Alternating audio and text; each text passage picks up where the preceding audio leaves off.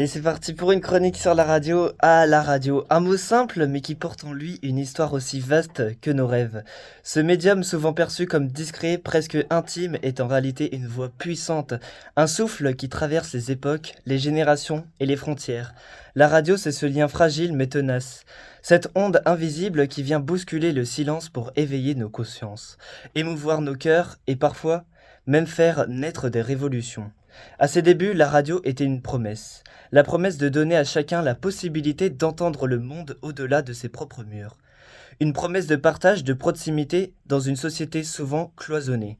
De l'émetteur rudimentaire posé dans un coin d'atelier, elle s'est élevée en instrument d'émancipation culturelle, sociale, politique. La radio n'est pas qu'un simple relais de son.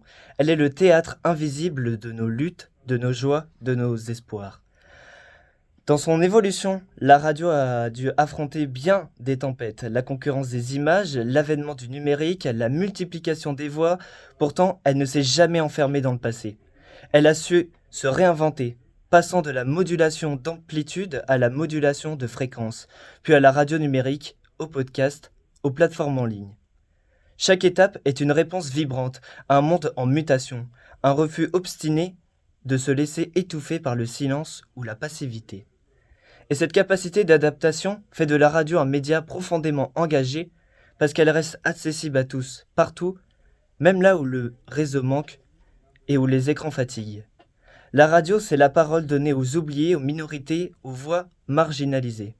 Elle est souvent la première à ouvrir le micro à celles et ceux que l'on n'entend pas ailleurs.